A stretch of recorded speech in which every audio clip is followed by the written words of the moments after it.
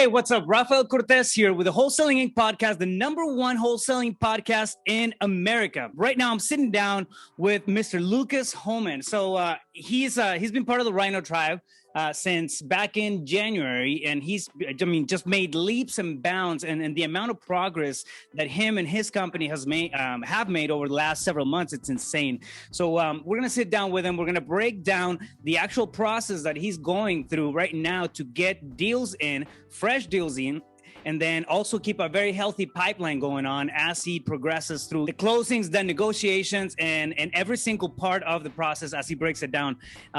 So let's dive right into it, man. Lucas, thank you so much, man. I appreciate you stopping by and spending a little bit of time with us. Absolutely. What is up, man? What's going on? So it's pretty interesting to see the type of background that you have. You have a background in sales, right? But you had no idea, what real estate was, what wholesaling was.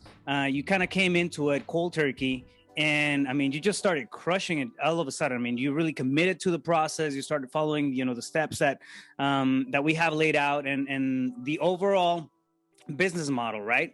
Now you've had some amazing stuff happen over the last few months, including 3 deals closing within the same week and whatnot. So you really had this opportunity and did a great job about teeing everything up and then really laying out the pins and then just knocking them down while keeping a healthy pipeline for deals to come. So I want to dive into all that stuff. I want to find out a little bit about you, your personal background, and what kind of led you into this whole real estate journey, and really talk about some deals, man. Let's get cracking.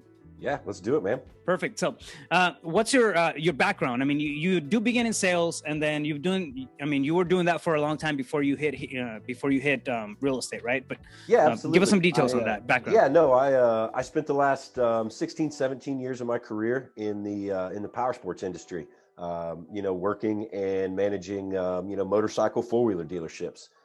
Came up through the sales side and, moved on to the management side. And then, for the last 6-7 years, ran dealerships as a general manager. Have a pretty strong, heavy, just sales focus for the, majority of my adult life. Cool. So you have, how does that compare? Like somebody who's got a sales background, right? Normally it hardly ever translates directly to different industries. Do you feel that's helped you a bit? Could you have done the same stuff that you're doing right now without it? What's your take on that? I think it's definitely possible to come in to this industry without a sales background. I think for sure, 100%, no doubt in my mind, that having a heavy sales background helped me, just knowing overall, just general sales process and, just building rapport with clients and, listening to what they're saying, and applying that. So I think it definitely helps having a sales background, but not necessary. Cool. I would agree with that. I think having some type of exposure, definitely helps, but it's one of those things that if you have the will, the commitment, and the tenacity to go after it, the opportunity is going to be there, right? Take your guys' case, for example. You kind of jumped into it, and you weren't very active at the beginning. We're talking, this was back in January, right? We're May, middle of May right now. This was probably back in January, and it took you guys a little bit to just get more comfortable with the idea of running this as a business, as an actual business, right? And I remember, right out of the gate, you weren't, the most, active. However, whenever, February and March kicked in, you guys just ramped it up. So what happened through that process and what led to, the first closings that you guys had?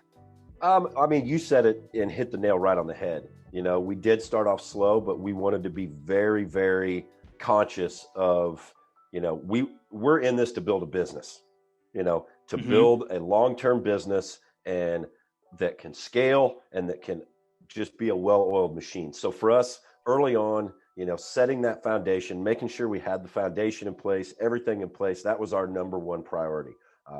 Make sure we had processes in place before we started generating leads and trying to produce revenue. So Once we felt comfortable, had everything in place, that's when we started to ramp it up. And when we ramped it up, we went 110%. We didn't hold back at all. Brother, I'm your witness on that. And you're a negotiation machine. You're very adamant about, we've been on the phone and whatnot, and during the live calls and everything, and talked about, the deals that you're currently going through, and the deals that you have negotiated in the past, and just that tenacity that you have to stick to it. Everything from following up on, the leads that are, inside the CRM to just, generating those new calls. You've covered every single aspect of it, to the point that, you've told me, right? You get anxious whenever you feel like there's a little gap, something's not being handled. Yeah. I think at the beginning it's a type of, you almost have to be a little bit obsessed with the future that you're trying to build. Right. And I think 100%. It really puts you into that mindset of getting things done, and putting the effort in. It's not even if you have a 9-to-5, you have to take this and then build your own dream right after hours. And I think that's one of the key things that you've been able to do. You just, really, really lasered in the focus on, okay, how to generate leads. And then after I get this, I'll, move on, I'll qualify them, then I'll negotiate them. Then I, push them on to the, almost like an assembly line type of process, but you're very adamant about sticking to each part of it. And I think that's been one of the most amazing things to see happen in your guys' scenario over the last, several months. So another big with that being said, we're not scared to make mistakes. We're not scared to make mistakes and learn from it. Massive imperfect action, right? It's one of the things that we keep saying over and over again. And I'm not the only coach who really embraces that, but massive imperfect action. We're not always going to have all the answers. However, we have this direction. Yeah. And if you keep walking in that direction, somehow, some way you're going to figure it out, especially if you have the backbone of a network, right? The people that you can reach out to, and the support of coaching and people who've already done it before. So that's all. It all comes together to really create that foundation that you need, and really cut the time that it takes to get from point A to point Z. So, no, I love it. You started. I remember you were going deep, and heavy into cold calling, generating leads, right? And that was the the primary objective at the beginning. Generate leads, and then boom, you got swamped with a bunch of leads. And I remember you started to pivot into actually negotiating, talking about numbers and whatnot. Mm-hmm. So during this time, you went through a couple of different job roles, and now you're mainly acquisitions. You're doing Dispo and everything else as well, but your core focus, you individually, it's on the acquisitions, right? 100%. So what did your business look like in March, and what does it look like now? So in March, we started with cold callers right at the end of February. They started generating leads right from the get-go. They were generating leads daily. We set our parameters pretty wide, and we did that just to give me the swings on the phone. Get more comfortable on the phone, learn those conversations, learn what works and what doesn't. In March, we were generating leads, and, started to get a little bit of traction with a few of those leads. People that were genuinely interested in selling, because a lot of people, especially with the market right now, I'll take a cash offer. They just kind of, a tire kicker, so to speak.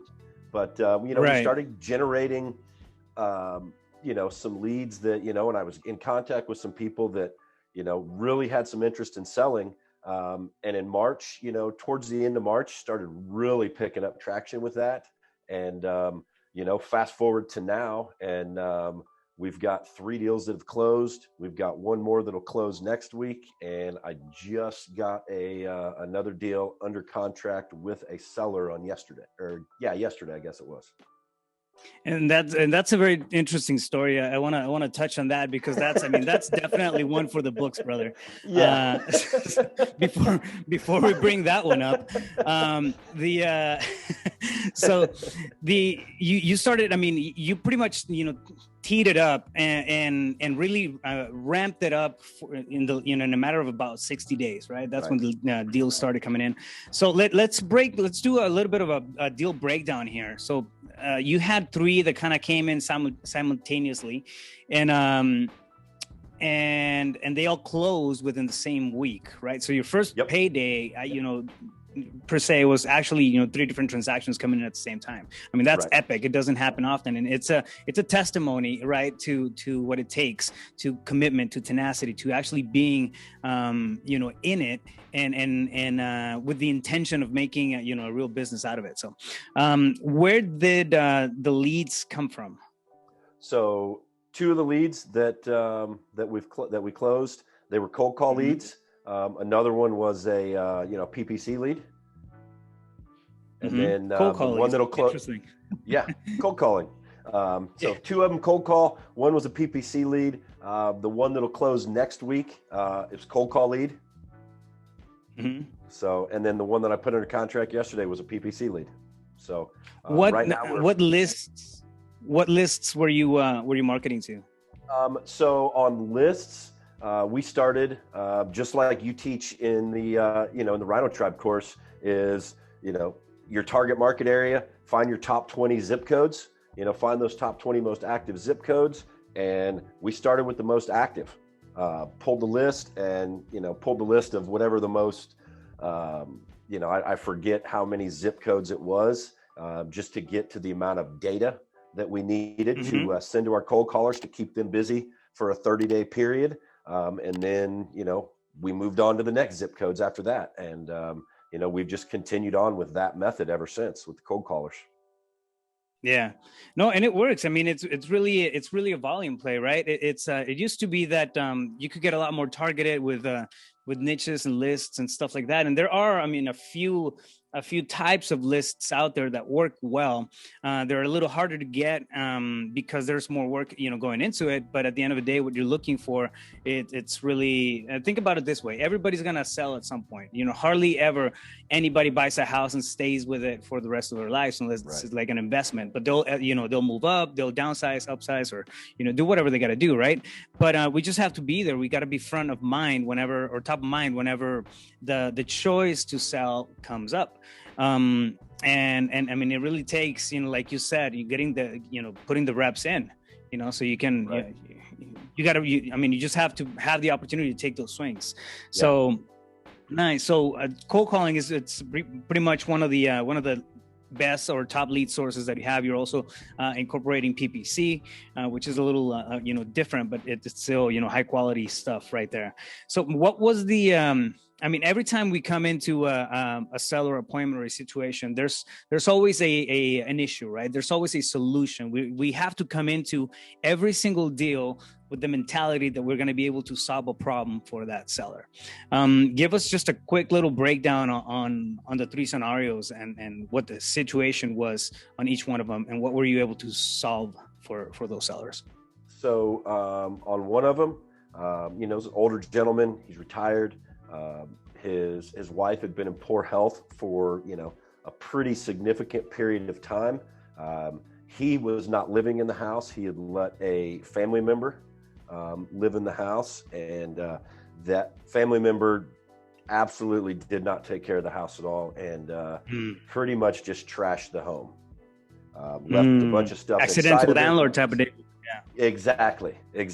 And he had it bothered him to want to go back to the house with it in that condition, especially his wife had passed away in this period of time.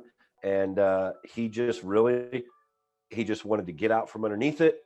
He wanted to move on with his life, and he wanted to get it done as soon as he could. That was his thing. So really great guy. It's actually, I talked to him just the other day. He told me he's going to make sure he keeps my number because he's got another property that he's probably going to want to sell here in about 4 to 6 months. He thanked me 20 times. So really cool experience. Yeah, well, and that's the thing, right? Whenever you come in and then actually add value to these transactions, they will. They will exchange, convenience for equity. They will do that. Yeah. And it's really the way it works. You come in and then genuinely solve a problem for somebody else.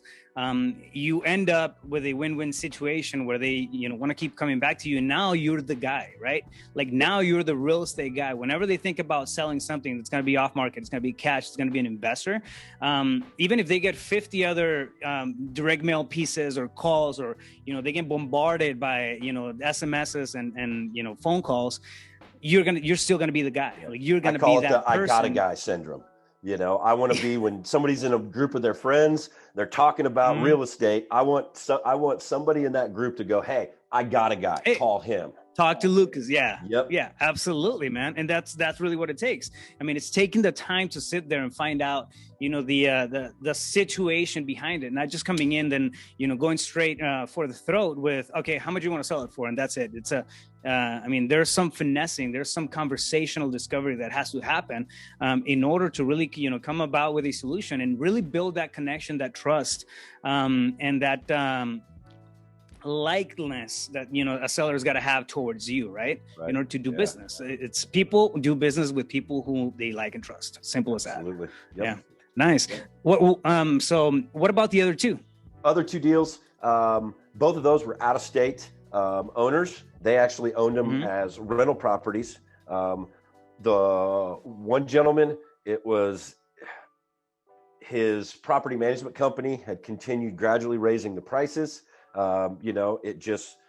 For him, it just wasn't feasible. He was out of state. He had a few properties left that were in state that he still owned, and he was just slowly trying to get rid of those. He, not your stereotypical motivated seller, but he wanted the ease and the simplicity of the transaction. He just wanted to be able to get the price he wanted and have somebody else handle everything, and that was it. So we were able to do that. Just come in, took care of everything, 100%. Communicated with him really well, and we were able to lock that in and move that property for him. Communication, man, that is huge. Just having open communication back and forth with the sellers. Once you lock up the contract, right? But through the process as well. When you open escrow, you're going to be expecting a phone call from an escrow officer, and they're going to be asking for these kinds of things. They may ask you for your social security number, giving them a heads up and being open about what's coming. It's really going to be huge, right? It happens, of course, when you're trying to negotiate the property, but it does not stop once you have that signature on the paper. It doesn't, it has to go through. And that's when the real work starts. Exactly. And keeping in contact with them. Yep, exactly. And you're right. That's when the real work starts. The third one, you can't. They have to trust, and they have to be confident that you can close that deal. Yeah. First and foremost. Yeah, absolutely. Yeah. So the third one, again, out of state owner, had the property as a rental. He was getting rid of all his single family residents, and he was starting to invest in commercial property. So he was actually looking to do a 1031 exchange with this property. And he had actually, prior to us getting it under contract, he had gone under contract with one of the larger corporate national companies. Can I drop their name? Can I drop their name? Sure. So he had been under contract with OfferUp, and they were not able to move the property within the time period that they had said, and they weren't going to purchase it themselves for some reason. So he got in contact with us. I assured him that I would find a buyer for it. We would make sure the 1031 exchange, everything got done, and exact same thing happened. Just that really good communication, had good rapport with the guy. He's a super busy guy during the day, but he said, text me anytime. So a lot of the communication was just done texting back and forth. And it was like me and you texting back and forth. Like he'd text me, hey man, da da da da, and stuff like that. So it was, again, just that communication, and able to handle every step of the process. So he didn't have to worry about it. And, just giving him that reassurance that I was not going to let it go. I was going to find a buyer for it. So on this one, I want to ask you about the 1031 exchange. Those who are not familiar with 1031 exchanges, it's just that's more of it's a more advanced strategy, right? To push taxes back, not to get around taxes or anything, but to defer them until, you sell the next type of property. So you can actually, instead of paying your taxes right away or capital gains, you apply them onto the next purchase. So you got to buy another piece of real estate that's similar to whatever you're selling, and then 1031 exchange can happen. And there's all kinds of intricacies that go along with that, right? Now, let me ask you this. So he said he dropped the 1031 exchange thing on your lap. What did you do about it? Did you have previous experience on doing 1031 exchanges, or how were you able to help them? Okay, so how did you figure that part out? He had already identified a property. He actually had a group of partners that they were going and they were purchasing this commercial property. So he had already identified the property. He knew what it was. He was more on a time crunch because boom, that's what I wanted to get to. He was on a time crunch because to him he had wasted time having it under contract with the previous company, and with the 1031, that's a timeline there. You've got to identify a property within a certain amount of time, and you've got to close on it within a certain amount of time also. So he was on a time crunch. We actually did a shorter closing window. He wanted to do 10 days. I told him that's just not possible to do a 10-day closing. So I was able to get him to do 20-day closing. And we actually closed in 19 days. Wow. So 1031 was set up. I notified when I sent the paperwork over to the title company, let the title company know he's doing a 1031, got them the info that they needed. I got that from the seller. That way he didn't have to worry about doing it. And just got it over to the title company. See, here's the thing, man, and that's amazing. That's resourcefulness, right?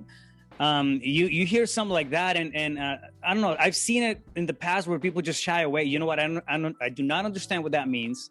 This is not for me. I'm not going to go forth with that deal. But it's a deal. It's either going to be you or somebody else doing it, right? So what happens if you don't have all the resources? You have to be resourceful and figure things out as they're coming to you a lot of the times. Which it's real estate. That's you're never going to have two transactions that are the same.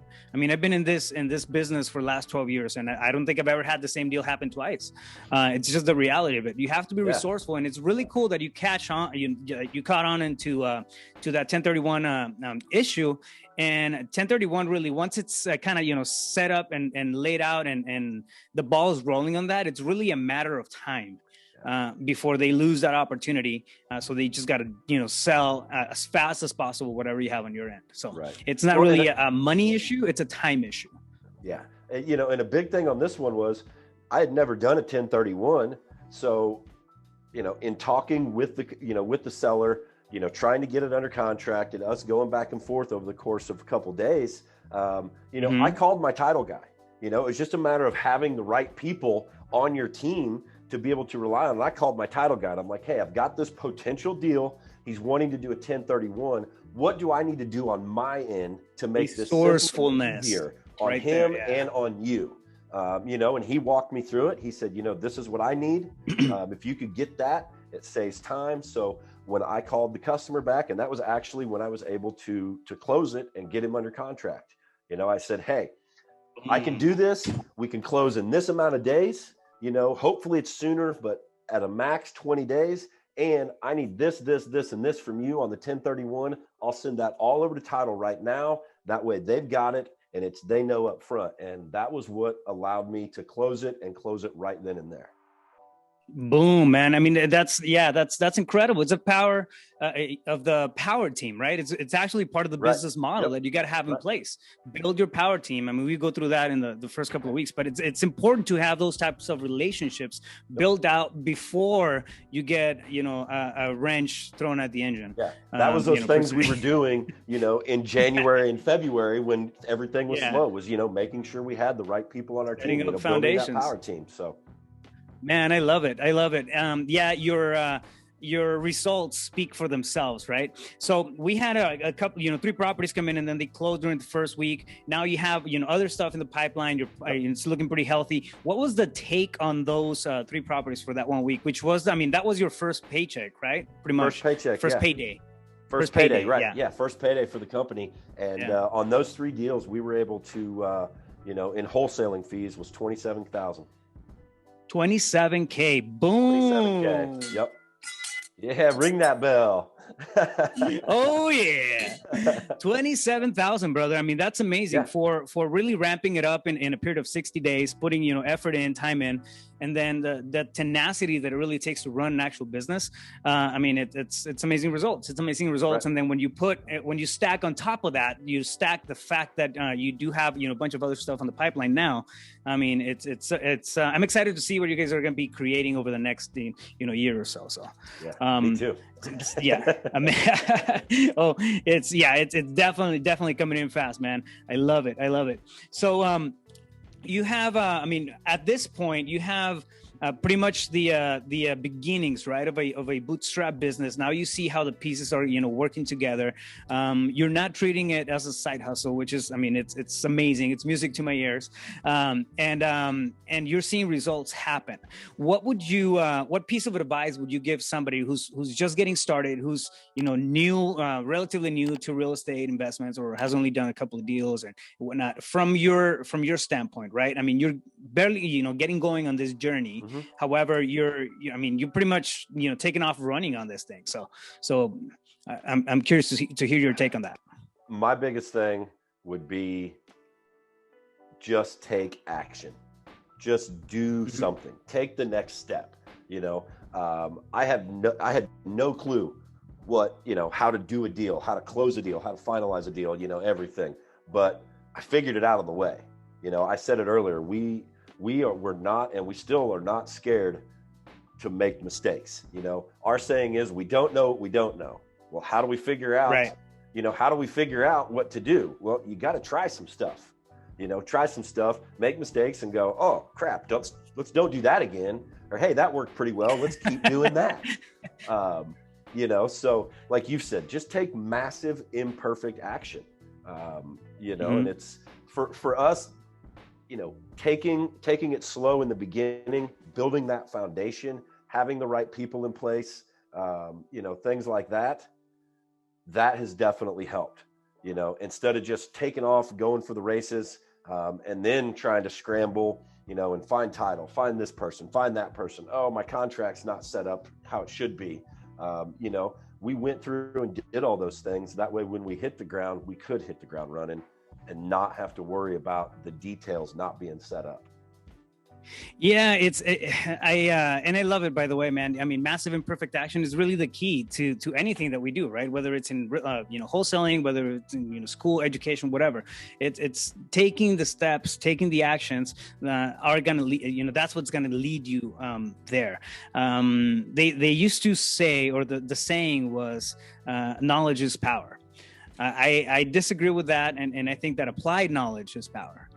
Yeah. It's knowledge is just information until you actually apply it and do something with it. Then it becomes powerful, and that's exactly what you're doing. So I love it, man. You have this audacity of coming after sellers too. I mean, your closing style, it's kind of out there. It's pretty aggressive. You're there to get the deal, and you have that no BS, conversation whenever you sit down with sellers, right? You give them your true self, I think, and it's genuine.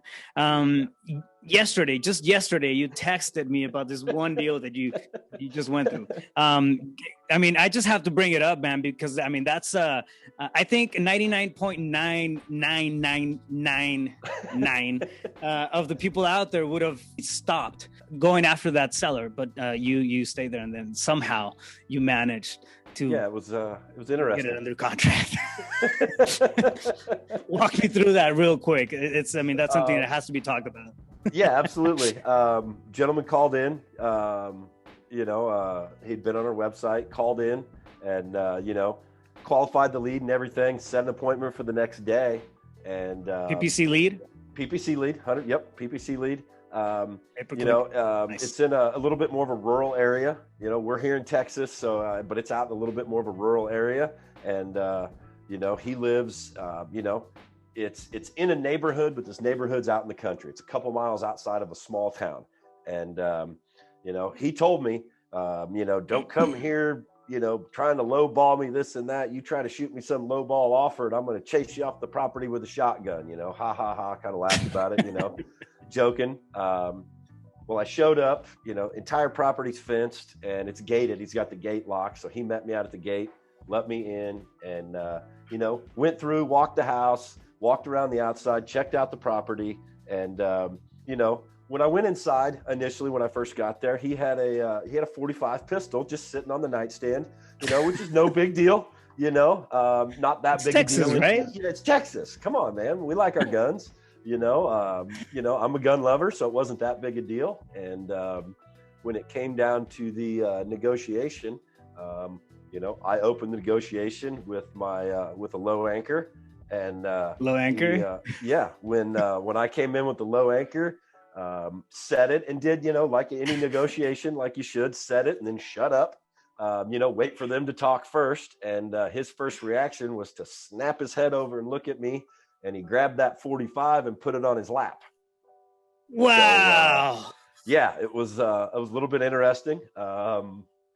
I do carry a gun a lot of times. So with what he had said and the location, I chose to, have a gun on me at the time. And when he grabbed his pistol, he just kind of looked at me. And I asked him, I said, do I need to get my 40 cal out from inside of my waistband? And at that time, he just smiled and he put the 45 back on the table and said, nah, but you're going to have to raise that offer a little bit. And from that point on, it was great. We got along great. He told me probably 10 times, I like you, we're getting along great. And I was able to get it under contract. So that's that can either be really, really, really scary or instant rapport, right? It's not a strategy that's recommended. Yeah, don't do however, that. I was terrified. It off somehow, some way. But you come across some crazy stuff sometimes with sellers, man, and you still got that property under contract. So now that's in your pipeline.